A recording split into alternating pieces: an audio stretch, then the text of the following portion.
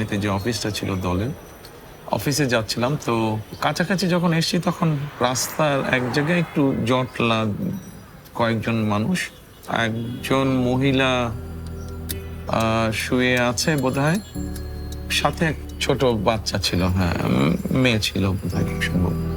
তো দেখেই বোঝা যাচ্ছে যে মহিলা অসুস্থ। তা আমি রাস্তার এই পাশে, ওটা ছিল on the other side of the road.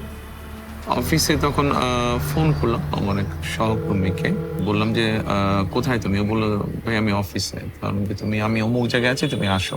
ও তাড়াতাড়ি আসলো। আসার পরে আমি বললাম যে দেখো ব্যাপারটা কি।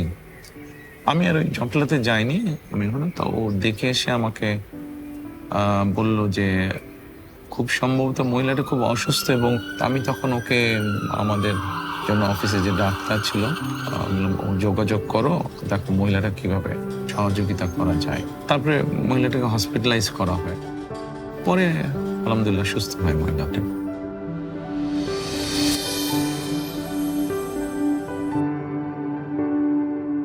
একটা কর্মসংস্থানের ব্যবস্থা মনে হয় করা হয়েছিল, যেখান থেকে মিনিমাম একটা তার ইনকাম হয়, যেখান থেকে সে মোটামুটি চলতে পারে।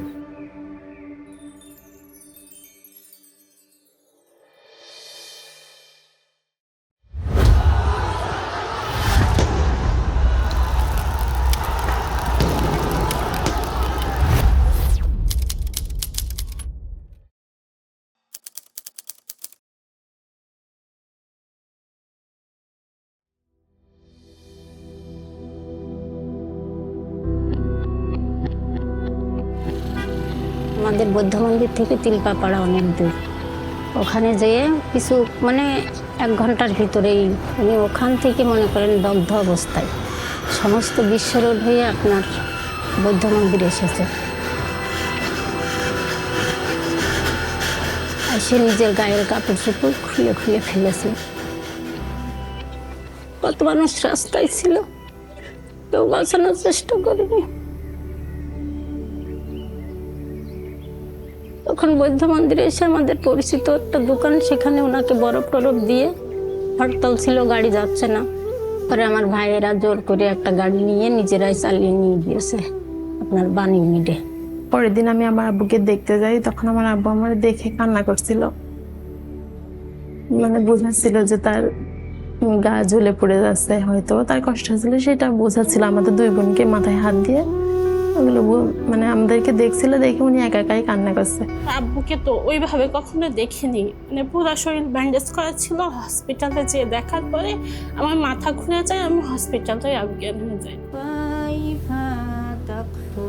আমি তো ওনার চিকিৎসার দিন আমি ওনার সঙ্গে ছিলাম 5 দিনের দিন। আমাকে বললো একটা কলা দাও, কলা খাই, পানি খাই বলে নিয়ে কলাটা যেই নিতে গেছি, তেজ ফিরেন দেখে চোখ উল্টাইয়ে ওই সময় জানটা বেরিয়ে গেল। আমার বাচ্চারা বাসায় ছিল। খবর আসলো, একজন আমাদের এলাকারই মামা হয় পরিচিত, এসে বলছে যে আমির হোসেন মারা গেছে। এটা শোনার পর মানে আমাদের 2 বোনের মাথায় কোনো কাজ করেনি। পরে আমি যে আর আব্বুকে দেখতে পাইনি, আমি দেখছি ওই যে ঢাকনাওয়ালা ট্রেসারগুলো আছে না, ওতে করে আব্বুকে নিয়ে যাচ্ছে।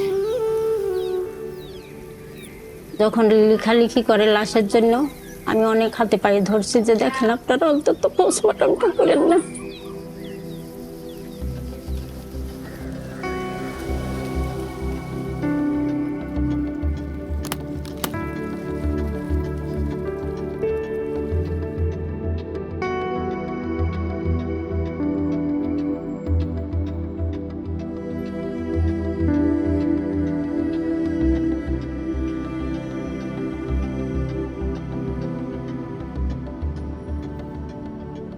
তখন পরিস্থিতি খুবই ভয়াবহ ছিল। আম্মু তো সংসারের কিছু ওইভাবে জানতো না।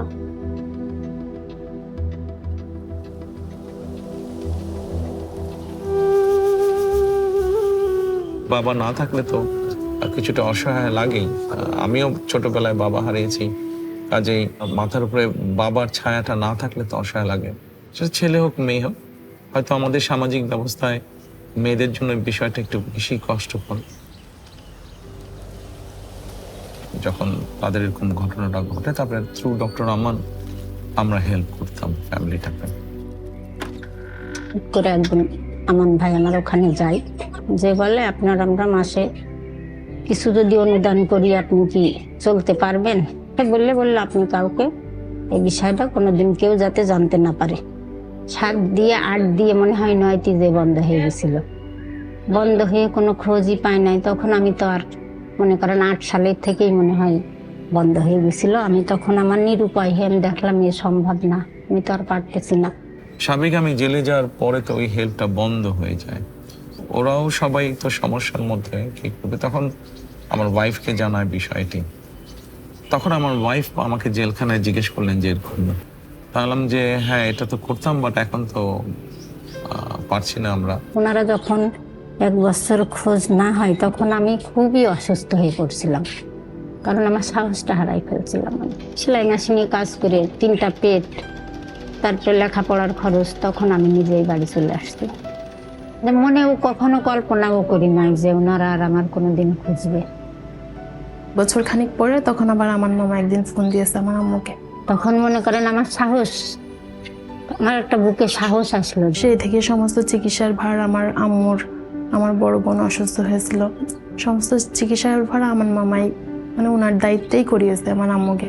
এই দেখেন 17-18 মারা গিয়েছে 21 বছর পরছে, অথচ 17-18 বছর ওনারা আমার সঙ্গে আমার পাশে আছে। বিপদে আপদে যেটুকুই হোক আমার খোঁজ রাখছে, এটাই উনি মনে করেন যে আমার মেয়েদেরকে দিত আর বলতো পড়াশোনা করছো, সকালে এইভাবেও খবর নিচ্ছে, তোমরা কি স্কুলে গেছো, কিভাবে পড়ো, কখন পড়তে বসো। মেয়েদের সবসময় বলে ওদেরকে দিয়ে দেবেন না। যেহেতু বাবাও নেই, সেই জন্য ওরা যদি লেখাপড়া শিখতে পারে, ওরা যদি নিজের পায়ে দাঁড়াতে পারে, তাহলে ফ্যামিলিটার মধ্যে আত্মবিশ্বাসটা ফিরে আসবে। আমি সেই চিন্তা থেকেই বলেছিলাম যে বিয়ে তো করবি, সেটা 2 দিন আগে হোক পরে হোক। তো আমার মা আমাদের জন্য সেই থেকে, আমার মাও আমাদের জন্য অনেক করেছে, মনে করেন পড়াশোনা শেষ করিয়েছে। আমি তো তখন বুঝি নাই যে আমি এটা কোথা থেকে পাচ্ছি। আমি তো এতদিনও জানতাম না। এইবার ডাক্তার দেখাইতে যেয়ে এই মনে হয় বছর 2, তখন বললো যে আপনি যেহেতু নামাজ পড়া রোজাদার লোক, আপনাকে আমার কিছু বলার নেই, ওনার জন্য দোয়া করেন। ওনার আম্মা খুব অসুস্থ, উনি ফোন দিয়ে আমাকে এটা বলে। তখন আমি বুঝতে পারি আমার যখন কেউই ছিল না, তখন 2টা বাচ্চা নেমে অসহায় অবস্থা, ওনারা আমার পাশে ছিল। ট্রিটমেন্টের থেকে শুরু করে সমস্ত লেখাপড়া, যা দায়িত্ব, ওষুধপত্র নিয়ে এতদিন আমার সঙ্গে ছিল এবং এখনো আছে। মনে করেন উনি তো বাবার মতো দায়িত্ব এতদিন আমাদের পালন করে এসেছে। ওনাকে দেখলে ওনার সাথে আমি একটু জাস্ট আমার ভালো মন্দ কথাগুলো শেয়ার করতে চাই, ওনাকে একটা সালাম জানাতে চাই। আমার কাছে যখন মনে হয় যে তাদের পাশে একটু দাঁড়ানোতে তারা নিজের পায়ে দাঁড়াতে সক্ষম হয়েছে, তাদেরকে একটু সহযোগিতা করানো, যতটুকুই হোক সহযোগিতা করানো, ডেফিনেটলি তখন তো ভালো লাগে।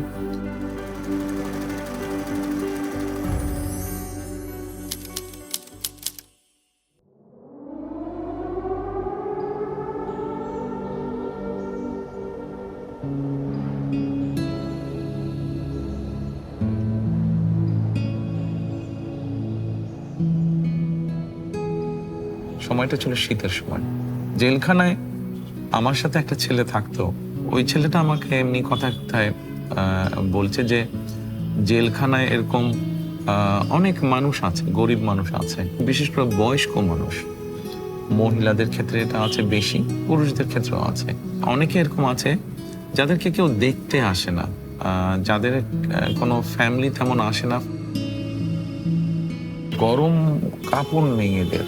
জেল থেকে যে কম্বল দেয় ওই কম্বলই আছে, কিন্তু ওই কম্বলটা সারাক্ষণ আপনি শরীরে রাখতে পারবেন না। তো সোয়েটার নেই বা শল নেই। তা আমি ওর ঘটনাটা শুনলাম, শুনে আমি চুপচাপ থাকলাম। তার বলার কিছু নেই, আর করার তো অবশ্যই তখন কিছু নেই। তো পরবর্তীতে কোর্টে ডেট ছিল আমার, তার কয়েকদিন পরে কোর্টে ডেট ছিল। কোর্টে গেলাম আমি। কোর্টে যাবার পরে আমার এক সহকর্মী, ওর নাম রুমন, তো আমি কাছে ডাক দিয়ে ওকে বললাম যে এক কাজ করো, কিছু মহিলাদের শলটা হলে একটা সুবিধা হয় কি, আর যেটা চাদর সেটা রাত্রে ঘুমোতেও পারে, বা দিনের বেলায় সেটা শীত লাগলে সেটা গায়ে জড়িয়েও ধরতে পারে। কিন্তু কম্বল তো সবসময় আপনি ব্যবহার করতে পারবেন না, এক্সেপ্ট ঘুমানোর সময় ছাড়া। কারণ যে পুরুষদের জন্য কিছু সোয়েটার এবং মহিলাদের জন্য কিছু শল তুমি একটু আমাকে এনে দাও, জেল অথরিটি ওনাদের কাছে তুমি পৌঁছে দাও, আমি ওনাদের সাথে কথা বলবো। তখন জেলে ডিআইজি ছিলেন একজন মেজর হায়দার। আমি রুমনকে বললাম যে তুমি ওনার কাছে পৌঁছে দিও, আমি ওনার সাথে কথা বলবো। পরে রুমন ওগুলা ওনার কাছে নিয়ে গেছিল, তবে আমি তার আগেই, আমি যখন ফিরে আসলাম আবার জেলে নিয়ে আসলো আমাকে, তো ওনার সাথে ওই দিন কি পরের দিন বোধহয় আমার দেখা হলো। তখন আমি বললাম যে হায়দার সাহেব এরকম আমি শুনেছি এরকম, তা আমি কিছু এরকম গরম কাপড়ের ব্যবস্থা করছি, তো ওগুলা এসে পৌঁছলে আপনার কাছে দিবে, তা আপনি যদি একটু দেখে, আমি তো আর দিতে পারবো না, আপনি দেখে যদি সত্যি এরকম যারা নিডি তাদের কাছে যদি একটু এই জিনিসগুলো পৌঁছে দেন। তো পরে ওনারা দিয়েছিলেন, ওনারা পরে পৌঁছে দিয়েছিলেন।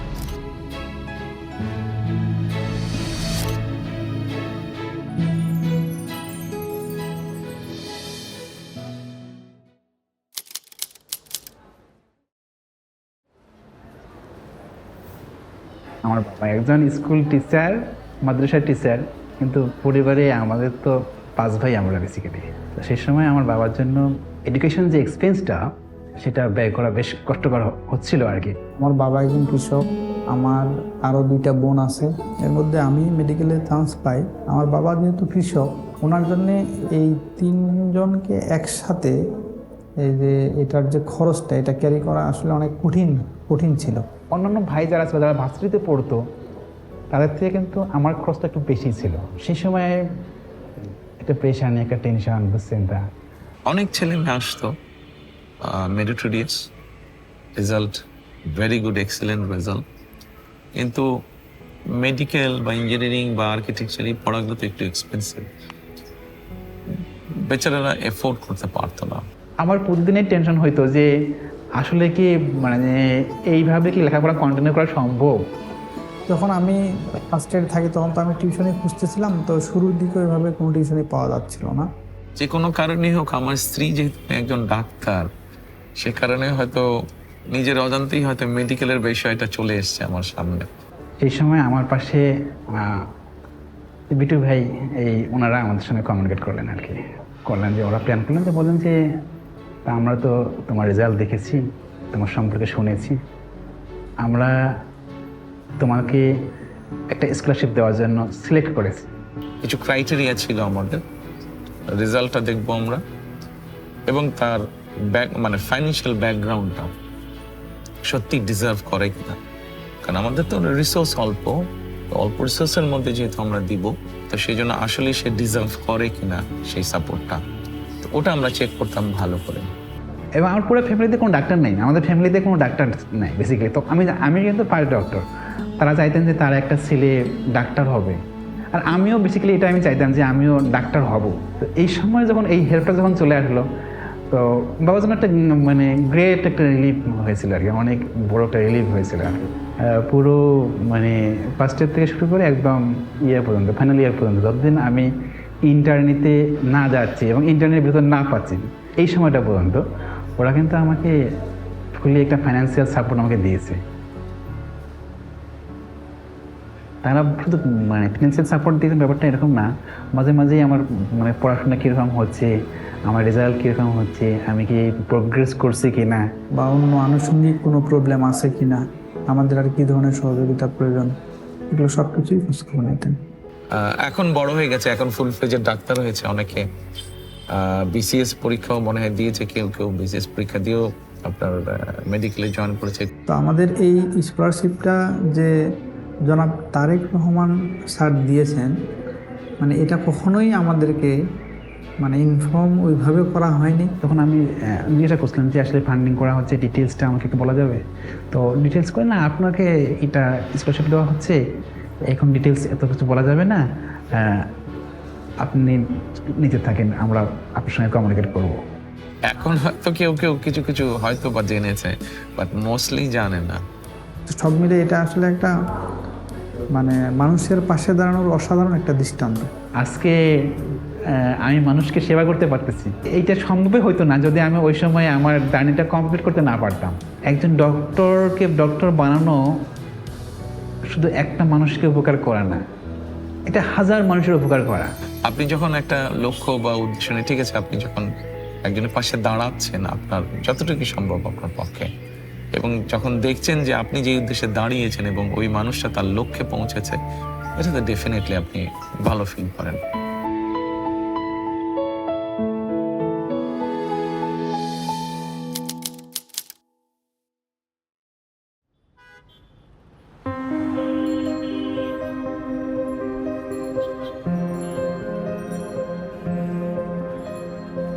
পুরো পৃথিবীতেই মানুষ এবং প্রাণীর সমান কোএক্সিস্টেন্স থাকা উচিত। প্রতিটা প্রাণী কিন্তু সৃষ্টি করা হচ্ছে কোনো একটা পারপাস সহ, পারপাস ছাড়া কিন্তু কোনো কিছু সৃষ্টি করা হয়নি। ওরা তো বলতেও পারে না যে আমার খিদা লাগছে বা আমার এই জায়গাটায় ব্যথা, তাহলে ওদের প্রতি আমাদের রেসপন্সিবিলিটিটা আরো অনেক বেশি হওয়ার কথা না?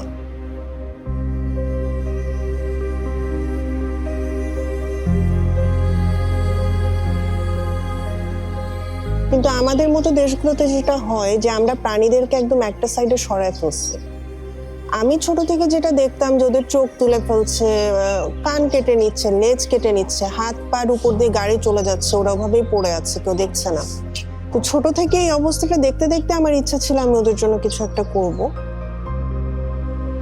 ক্লাস 5-এ থাকতাম, প্রথম কুকুরের বিড়ালের বাচ্চা নিয়ে আসছিলাম বাসায়। তো তখন থেকে শুরু করে 2013-এ আমার এতগুলো বিড়াল হয়ে যায় বাসার ভিতরে যে আমি চিন্তা করি যে আমার যেহেতু এখানে একটা জায়গা আছে, আমি এটাকে শেল্টারে কনভার্ট করব। ওই প্ল্যান করে আমি বিল্ডিংটা করি এবং তারপর এখানে মুভ করি ঢাকা থেকে। আমি স্ট্রে অ্যানিমাল নিয়ে মূলত কাজ করছি। এরা এমন অবস্থা থেকে আসে যে অনেক বয়স্ক হয়ে গেছে, দাঁত নাই, চোখ নাই, রাস্তায় সার্ভাইভ করতে পারছে না, গাড়ি ধাক্কা দিয়ে চলে যাচ্ছে। হ্যাঁ, বা অনেককে বাচ্চা অবস্থায় এনেছি যে মা মারা গিয়েছিল, এরপর আর দেখার কেউ নাই।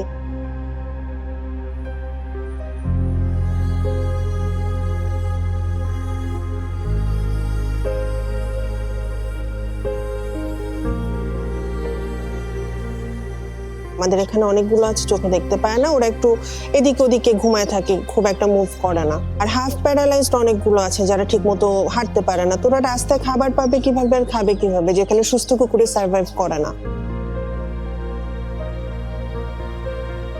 প্রত্যেকটি প্রাণী, জীব কোনো না কোনোভাবে মানুষের উপকার তো করছেই। আমরা সৃষ্টির সেরা সৃষ্টি আল্লাহ, সেটা আমাদের দায়িত্ব এই যে কোনো জীব প্রাণীর প্রতি যত্নশীল হওয়া। সোশ্যাল মিডিয়া অথবা কোনো বাংলাদেশি টিভি চ্যানেলে খুব সম্ভব দেখেছিলাম কোনো একটা প্রোগ্রামে যে ও বেশ স্ট্রাগল করছিল, মানে যেহেতু এই ধরনের স্ট্রে ক্যাট বা ডগকে নিয়ে এসে বিশেষ করে যারা ইনজুরিও হেল্প করে, কিন্তু ওরকম সহযোগিতা বোধহয় পাচ্ছে না। তখন আমি ঢাকায় আমার এক সহকর্মী বললাম যে একটু যাও তো, তুমি দেখে আসো তো কি বিষয়টা, কতটুকু ঠিক বেঠিক বা সঠিক। 2018-এর দিকে মেহেদি ভাই আমাদের সাথে প্রথম যোগাযোগ করেন over the phone. And to be honest, আমি তখনও জানতাম না যে উনি আসলে কে বা কার পক্ষ থেকে উনি ডোনেশনটা দিচ্ছেন। উনি এখানে আসছেন, শেল্টার উনি ভিজিট করে যান। ও দেখে এসে আমাকে পরে রিপোর্ট করলো। তো তখন আমি এবং আমার মেয়ে আলোচনা করে আমরা সিদ্ধান্ত নিলাম যে ঠিক আছে, আমাদের পক্ষে তখন যতটুকু সম্ভব ছিল ওর কুকুর বিড়ালের আমরা যেটা করেছিলাম যে খাবারের কষ্টটা বেশি হয়, তো খাবারের ব্যাপারে যতটুকু সহযোগিতা করা যায়, তাহলে মাসিক ভিত্তিতে আমরা ওকে বললাম ঠিক আছে। পরে আমি আমার যে সহকর্মীকে পাঠিয়েছিলাম ওকে আবার বললাম যে তুমি গিয়ে বলো যে আমরা খাবারের ব্যাপারে এই পরিমাণ আমরা সহযোগিতা করতে চাই, যদি ওরা এগ্রি করে তাহলে আমরা স্টার্ট করবো এটা। তো তখন তারপরে আমরা তাকে এখন পর্যন্ত আমরা চেষ্টা করছি কন্টিনিউ করতে।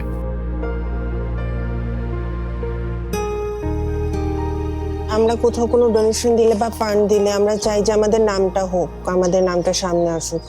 তো এত বছর ধরে যে উনি হিডেন থেকে আমাদের হেল্পটা করে গেছেন, এটা খুবই অ্যাপ্রিসিয়েটেড একটা জিনিস। এবং আমি যখন জেনেছি জিনিসটা খুব অবাক হয়েছি। ওনারা যে উদ্যোগটা নিয়েছে এটা তো আগে নেওয়া হয়নি। তো শুধু ফান্ডিং দেওয়া বলে না, একটা অ্যাম্বুলেন্সের উদ্যোগ নেওয়া হয়েছিল, ওনাদের একটা অ্যানিম্যাল ওয়েলফেয়ার অ্যাসোসিয়েশন করা হয়েছে। আমাদের কিন্তু অ্যানিম্যাল ওয়েলফেয়ার ডিপার্টমেন্ট বলতে কিছু নাই। তো এটা ওনারা যে শুরু করেছেন এটা তো ফার্স্ট, এটা অবশ্যই মানে একটা মাইল ফলক আমাদের জন্য।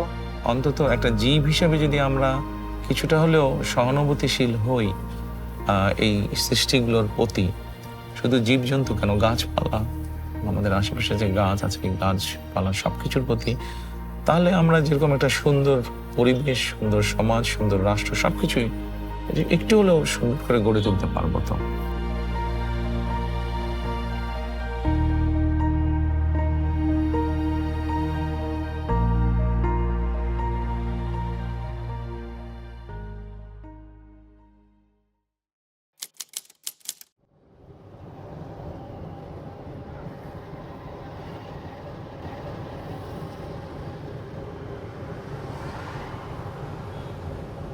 প্রথম ছেলে গেল আলট্রাসাউন্ড করবার, প্রথম গেছে মেডিকেলতে বাইরে পরে গেছে আলট্রা করবার যাব। এই টাইমে সরব দুজন দাঁড়াই দিছে, দাঁড়াইতে যখন সরব পার ওপর গেছে তখন অ্যাক্সিডেন্ট হয়ে গেছে।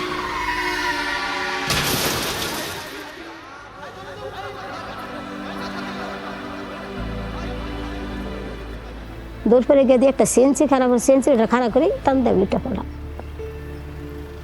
ওইটা পড়ছি, ওইটা পরে আমি সিএনসি তুইটা পড়ছি, ওইটা বলে বেড়া আমার নিচে নিলে এবারে বেড়ার করতে একদম বেড়ার কিছু কই নেই, বেড়াই আমার টান দিয়ে নামাই আছে, নামাই ওইটা আমি দেখি এনে একটা লাশ, দুইটা লাশ, দুই জায়গা আমার পুত আমার বইরে আলছে প্যাকেটও, আর নাতিনটা দেখে পাই নেই আমি।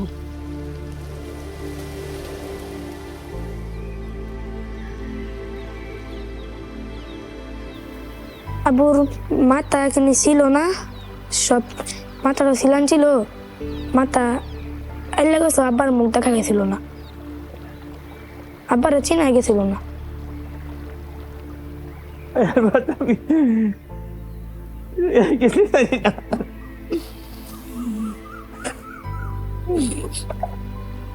তারপরে গেছি, আম্মুর লাভ দেখে আম্মুর এটা কিছু ছিল না, খালি চোখটা ছিল, আর কিছু ছিল না। ওই আমার একজন বলছে আমার নাতি আছে একটা মেডিকেল আছে, গেছি গাড়ি এরা মারা গেছে বাচ্চা, এটা শুয়ে দিচ্ছে, শুয়ে থাকলে পরে আমি ওরে দোলা মুচ্ছে সময় দিচ্ছি,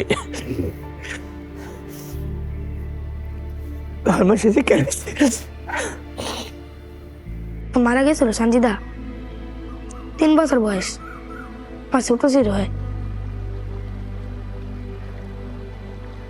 ডাক্তার করে আমরা নাতি আরেকটা আছে, এটা তো মারা গেছে, এবার নাতি আরেকটা পরে ওই গেছি দিয়ে নাতি আমার কুলো দিচ্ছে, পরে ডেনা হয়ে গেছে মেডিকেল ফটো চালাইয়া। ফাতেমা তার মা বাবার মুখ সে দেখে নাই, আমরা দেখতে পারছি, সে দেখতে পারে না।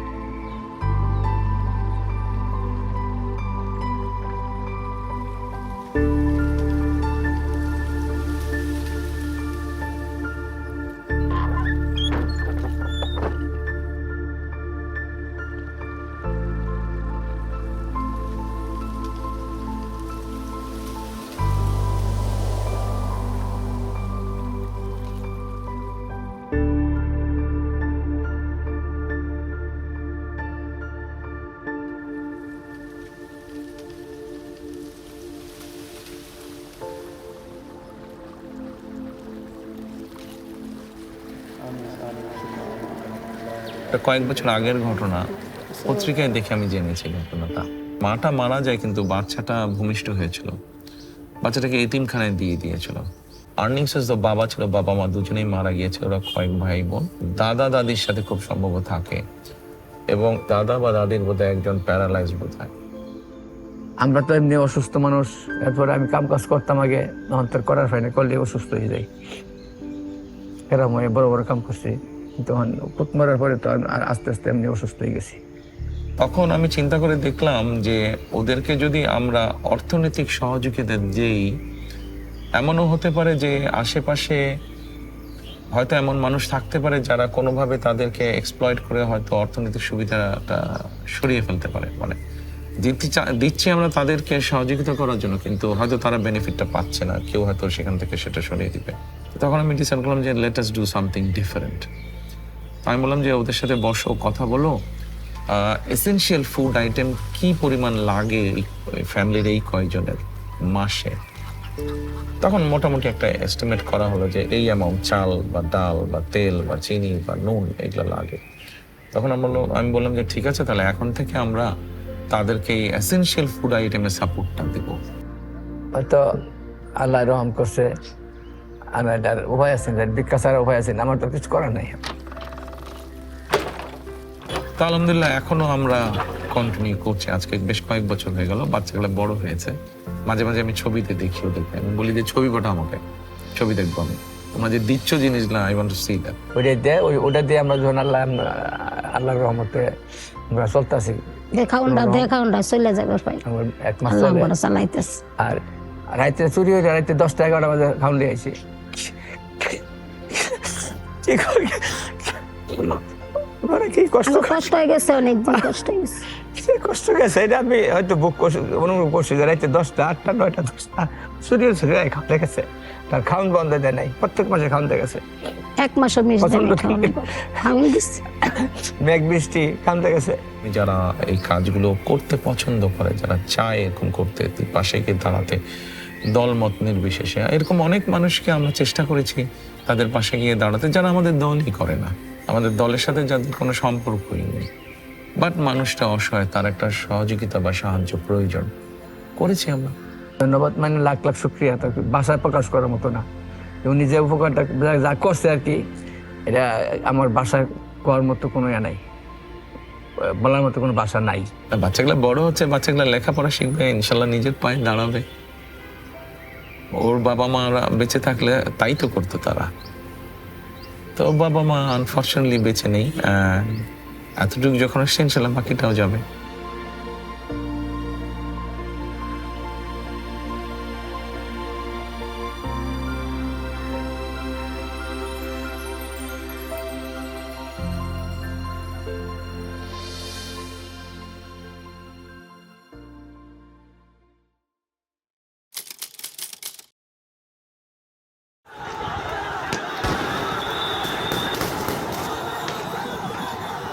পাঁচ তারিখে আমার ছোট বোন আম্মার বাসায় গেছে, তখন আমরা আশকোনাতেই থাকি।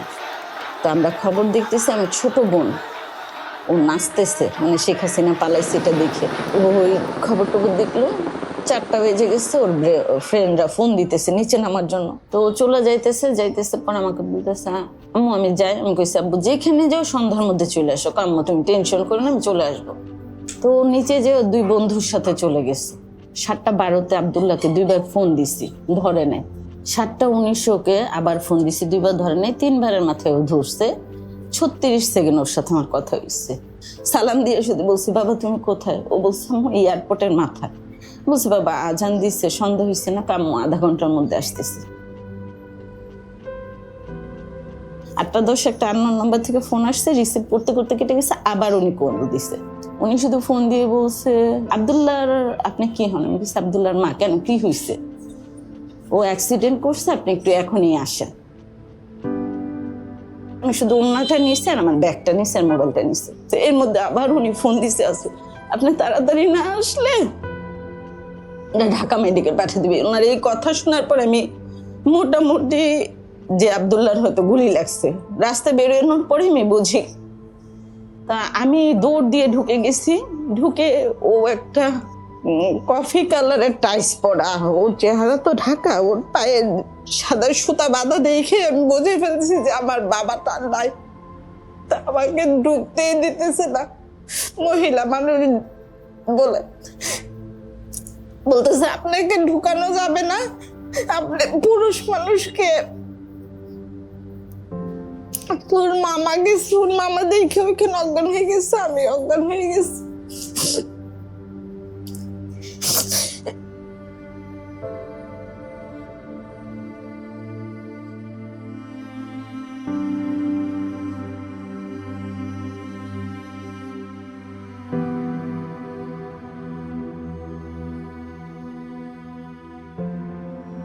আব্দুল্লাহ হসপিটালে যাওয়ার পর শুধু 3-4 বার বলছে আমি বাঁচবো না, আমার আম্মাকে ফোন দেন, আমার আম্মু আসলে আমি ঠিক হয়ে যাবে, এবং ও আমার নাম্বারটাই দিছে।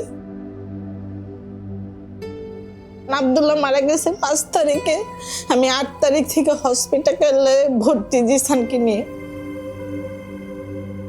19 তারিখে ধরা পড়ছে ওর ক্যান্সার, ক্লোন ক্যান্সার 3rd স্টেজে। একটা মার জন্য এরপরে আর শোনার কি বাকি থাকে?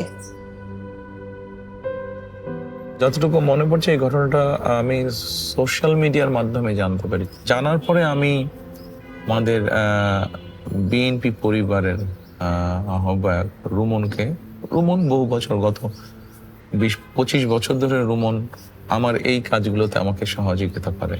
তো আমি রুমনকে তখন বললাম যে আচ্ছা এটা দেখলাম, তুমি একটু যাও তো দেখো কি ব্যাপার, গিয়ে দেখে সবকিছু জেনে শুনে আমাকে জানাও। তো দেন রুমন ওখানে যায়, মায়ের সাথে কথা বলে। অসম্ভব অসহায়তার একটা ঘটনা সেদিন আমি জানলাম। আব্দুল্লাহ মারা যাওয়ার 14 দিন পর থেকে যুদ্ধ শুরু হয়েছে। আমি ছেলের জন্য কান্না করবো না, এই ছেলেকে নিয়ে হসপিটাল দৌড়াবো। ওর ট্রিটমেন্ট চলমান অবস্থায় তার বাবা স্ট্রোক করে মারা গেছে।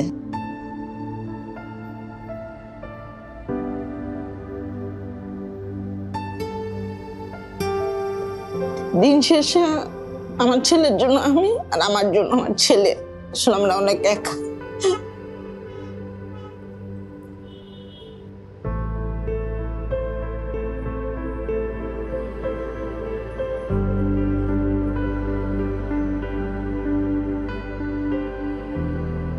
ভদ্রমহিলা বিভিন্ন জায়গায় বোধহয় গিয়েছিলেন, খুব সম্ভবত সেভাবে সহযোগিতা পাননি। তারপরে আমি তখন রুমনকে বললাম যে ঠিক আছে। তো ও বললো যে ভাইয়া এটা বেশ সময় এবং খরচ লাগবে এই ট্রিটমেন্টটাতে। তো আমি জিজ্ঞেস করলাম কেমন খরচ লাগবে, যেই খরচটা লাগবে একটু অ্যামাউন্টটা একটু বড়। বললাম যে ঠিক আছে, আল্লাহর নাম নিয়ে বিসমিল্লাহ বলে চলো আমরা শুরু করি, যতটুকু পারি আমরা এগোবো, আমরা আমাদের চেষ্টাটা করি, বাকি আল্লাহর ইচ্ছা। ওর এক একটা কেমো 49,000 টাকা করে পড়ছে। 3টা কেমোর পর থেকে প্রত্যেকটা কেমোর টাকা আমরা বিএনপির পরিবারের পক্ষ থেকে পাইছি।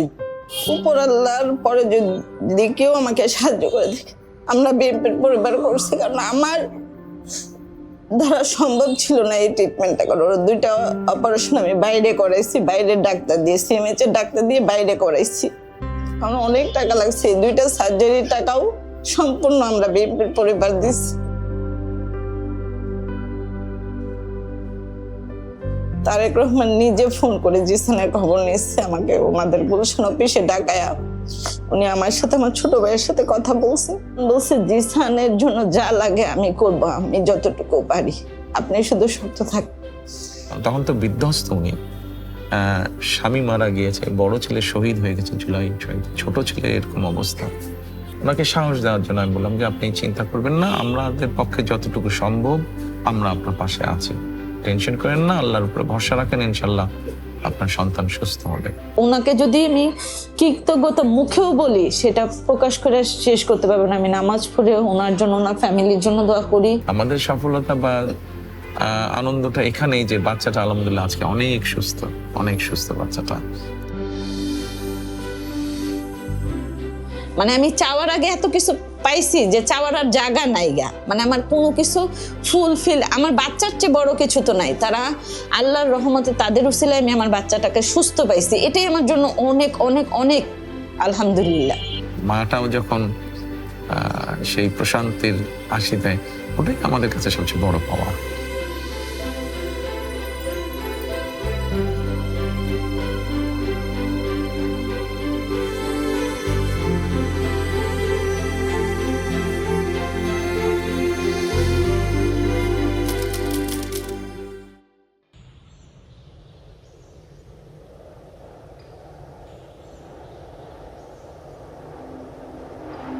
তিনটে বোন আমরা, আমাদের ভাই নেই। বোনেরা বাপ থেকে মামা বাড়ি থেকে বিয়ে হয়েছিলেন, টাকা বিকে যাচ্ছিল। যখন বাচ্চা হয়েছে তখনই এর বাপ যশোর যেতে, তখন আর কাকের কাছে জিজ্ঞেস করিলাম, যে বাপ কোথায়, তখন বলছে যে যশোরে থাকে। এই দিয়ে দেখার পরে আর হসপিটালও দেখতে গেছিল, দেখছি বই দেখিয়েই তো ও সফরে চলে গেছে। তখন ছেড়ে দিয়েছে, তখনই বলেছে ওখানে 8 মাস ছিলাম শ্বশুর বাড়ি, তারপরে মামা বাড়ি পাঠাই দিয়েছিল। মামা বাড়ি থেকে তাই কয়েক মাস থাকার পরে তাই তালাক দিয়ে দিয়েছিল। এটুকুই চাইছিলাম যে আমার বাচ্চা যাতে তার বাপের পিতৃ পরিচয় চাই পাই, যাতে দাদা বাড়ি যাতায়াত করতে পারে। শুধু আমার কাছে থাকবে না, তার দাদা বাড়িরও তো দরকার আছে। দাদা বাড়ি যাতায়াত করবে, দাদা বাড়ি যাবে তারা।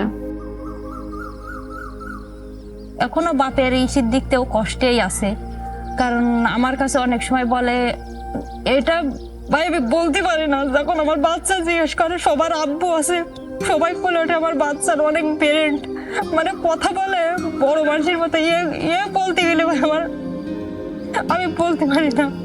যে অনেক অনেক প্রশ্ন করে, যখন সবাই আমার ওই স্বাস্থ্য ভাইরা আছে বাচ্চারা সবাই মা আব্বু বলে কোলে ওঠে, তখন আমার বাচ্চাও অনেক সময় ভুল কেমনে মামাকে বাপ বলে ডেকে ফেলে, বুঝছেন।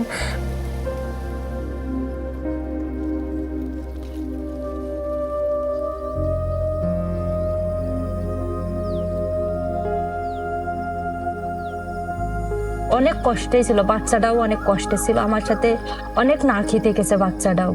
ওষুধ মনে করেন সবসময় আমার ডাক্তারের কাছে রাখতে হয়, একটার পর একটা হতেই থাকে, একটার পর একটা হতেই থাকে, বেশিরভাগ ও ডাক্তারের কাছেই থাকে।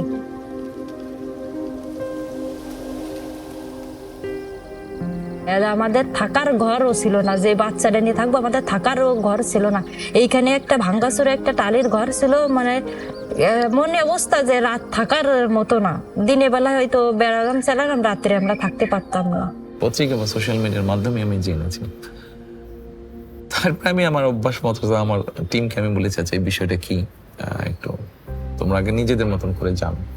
তারপরে ওরা যায়, জানে, এবং তারপরে আমাদের অবস্থান থেকে যেটা মনে হয়েছে, যতটুকু মনে হয়েছে করা সম্ভব বা করতে পারবো আমরা সেভাবে চেষ্টা করেছি তাদের পাশে দাঁড়ানোর জন্য। তার এসে আমাকে বললেন আমার বাচ্চার পাশে সুবিধা অসুবিধার জন্য পাশে থাকবে, লেখাপড়ার খরচ দিবে, আবার বলেছে তোমাকে একটা থাকার স্থান করে দেওয়া হবে ঘর। তা আমার ওই যে দেখতে পাচ্ছেন আপনারা এই ঘরটা তিনি করে দিয়েছেন, আলহামদুলিল্লাহ। এই আমার বাচ্চা নিয়ে ওই ঘরে আমি থাকতে পারবো।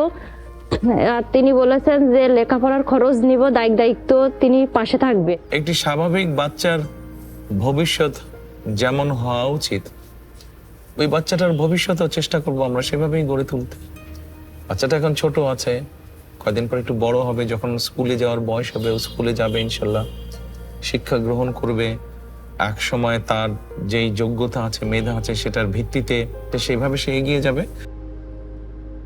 হ্যাঁ, তারেক রহমান তিনি মানে আমাদের কষ্ট বুঝেছেন, যে তিনি একটা আসলে আমার কাছে মনে হয় তিনি একটা মহান মানুষ, যে আমাদের পাশে দাঁড়াইছেন, যে গরিবের পাশে দাঁড়াইছেন। তার শুভাকাঙ্ক্ষী হিসাবে আমরা যারা আছি, আমরা যতটুকু পারি তাকে সহযোগিতা নিয়ে তার পাশে দাঁড়াবো, তার সাথে থাকবো।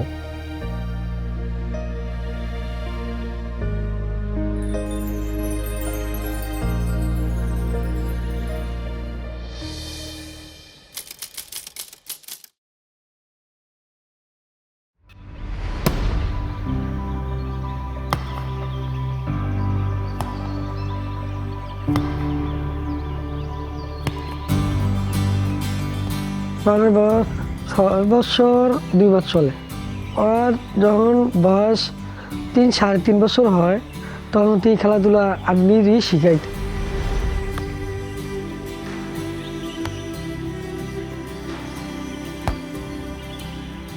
সর্বপ্রথম আমার শ্বশুরে একটা বল দিয়েছিল প্লাস্টিকের, মানে তাই সে ছোট ছিল, একটা হাঁটা শিখছে, ওই সময় একটা প্লাস্টিকের বল এনে দিয়েছিল। ওই থেকে মানে বল হাতে নেই, ওই খেলতে লাইতে পরে হ্যাঁ বাবা একটা বল এনে দিছে। আমার দোকানের সামনে আমি ফজর নামাজ পড়ি, ডেলি শিখাইতাম, অন্তত 1 থেকে 1.5 ঘন্টা।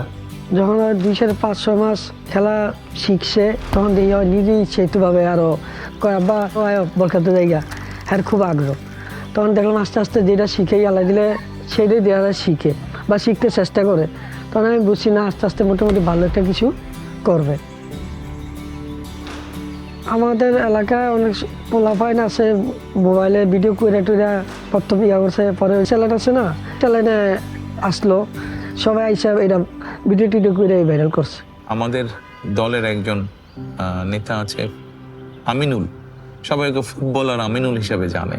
যখন আমরা পরিকল্পনা করলাম যারা এরকম প্রতিভাবান আছে তাদেরকে আমরা আস্তে আস্তে আস্তে খুঁজে বের করব, তখন আমি আমিনুলকে বললাম যে আমিনুল, তুমি এক কাজ করো, তুমি তোমার মতন করে খোঁজ করো এরকম প্রতিভাবান শিশু, কিশোর, যুবক কোথায় আছে। এবং তখন খুঁজতে গিয়ে আমরা এই ছোট বাচ্চাটাকে খুঁজে পেলাম। আমি সাইকেলের কাজ করি, মেকানিক কাজ, অত 500 টাকা কাজ করি, এটা দিয়ে আমি সংসার চালাই, চলি। তখন আর বোর্ডও ছিল না, জার্সি আমার দেশের পোলাপাইনে 2টা জার্সি দিয়েছিল, ওই জার্সি দিয়া খালি পাই খেলাধুলা করতো। এরপরে গোলরক্ষক আমিরুল সাহেব আসলো, আইসা সোহানারে কিছু উপহারও দিছে, বুট, প্যান্ট, জার্সি, তারপরে বল। ছেলেদের মধ্যে হোক, মেয়েদের মধ্যে হোক, যার যেই প্রতিভাটা আছে তাকে আমরা চেষ্টা করব সেই প্রতিভাটা আরো যাতে বিকশিত হতে পারে সেই সুযোগটা তৈরি করে দেওয়ার জন্য। ছেলে তো দেশের হয়ে খেলবো, ভালো একটা কিছু করবো, এটাই তো আমার স্বপ্ন, যাতে এটাই দেশের ভালো কিছু করাই তো আমার ভালো কিছু করা। আমাদের এই প্রতিভাবানদেরকে যদি বের করি এবং ওদেরকে যদি একটা স্কোপ তৈরি করে দিতে পারি আমরা, তারা আরো বিকশিত হন। ছোট্ট মিছিল আরো লইতে পারি, এগুলো গেঞ্জিগুলো আরো হতে পারে, সাপ দিয়ে আরো লইতে পারি, তারপরে নিচের মধ্যে আরো লইতে পারি, তারপর আবার কত কিছু পারি। আমি ধন্যবাদ জানাই জনাব তারেক রহমান সাহেব আর গোলরক্ষক আমিরুল সাহেব, তারা আমার মাসে কিছু অর্থায়ন দেয়। এটা দেওয়ার পরে এখন মোটামুটি আমার স্বাভাবিকভাবে ভালোভাবে আমি চলি, পড়ালেখা করাইতে পারি, আমার এখন চলতে একটু সহজ হয়। তারেক রহমান সাহেবকে আমি মনে করি ঠিক আছে আমার মাথার উপরেই রাখি। তার কাছে আমি কৃতজ্ঞ যে আমার ছেলের পাশে দাঁড়াইছে। আমাদের লক্ষ্য উদ্দেশ্যটা হচ্ছে যে এই প্রতিভাবানদেরকে যদি আমরা প্রপারলি ট্রেনিং এর ব্যবস্থা করতে পারি, তাহলে এই মানুষগুলোকে দিয়ে আমরা দেশের জন্য সুনাম সম্মান বয়ে নিয়ে আসতে পারি, যেটা ভেরি মাচ পসিবল, আমি দৃঢ়ভাবে বিশ্বাস করি।